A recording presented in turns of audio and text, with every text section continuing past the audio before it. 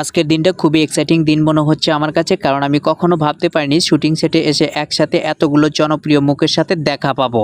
2 দিন আগে আমি আমার পেজে তাওসিফ ভাই এবং নীলা আপুর সাথে কয়েকটা পিক আপলোড করেছিলাম। অনেকে কমেন্টসে বলেছেন এগুলো সব এআই দিয়ে বানানো। আসলে এটা ভাবা স্বাভাবিক, কারণ এখন যে এআই এর ব্যবহার হচ্ছে, কোনটা সত্যি কোনটা মিথ্যা আর কোনটা আসল কোনটা নকল কিছুই বোঝা যায় না। তবে আশা করি এই ভিডিওটা দেখে হয়তো আপনারা বুঝতে পারবেন ওইগুলো এআই ছিল নাকি সত্যি। যাই হোক, শুটিং সেটে এসে আমি আবারও ভাব নিয়ে বসে পড়লাম, মনে হচ্ছে যেন আজকেও আমি ডাইরেক্টর।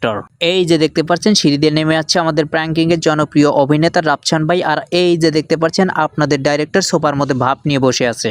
এই যে দেখেন এখানে শুট নেওয়ার জন্য সবাই প্রস্তুতি নিচ্ছে, আর আমি আপনাদেরকে ভাব দেখানোর জন্য একটু হাঁটাহাঁটি করতেছিলাম। এই যে দেখেন আসল ডাইরেক্টর, আর আমি তো হচ্ছে ভুয়া ক্যারেক্টার। সরাসরি চলে আসলাম আমি রাফসান ভাইয়ের কাছে। রাফসান ভাইয়ের সাথে ছবি তুলে এবং কথোপকথন করে আমার খুবই ভালো লাগলো। এরপর চলে আসলাম নীলা আপুর সাথে একটা ছবি তোলার জন্য। নীলা আপুর যেরকম হাসি সেরকম মিষ্টি। সাদিয়া আপু অনেক ভালো মানুষ, তাই আবারও আজকে ছবি তুলে নিলাম সাদিয়া আপুর সাথে। এই যে দেখেন প্র্যাঙ্কিং এর জনপ্রিয় আরেকটি মুখ ঈশিতা জাহান আপু। সবার সাথে যেহেতু ছবি তুলেছি তাই ঈশিতা আপুর সাথেও একটি ছবি তুলে নিলাম। এরপর চলে আসলাম আমি প্র্যাঙ্কিং এর সেই জনপ্রিয় মুখ রিয়া আপুর কাছে। রিয়া আপুর যেরকম চেহারা সেরকম মায়া, তাই একটু দূরত্ব বজায় রেখেই ছবি তুললাম। রেশমি আপুর সাথেও বাদ রাখলাম না। এখন আপনারাই বলেন ভিডিওটা দেখে আপনাদের কি মনে হলো, এগুলো কি এআই ছিল নাকি রিয়েল?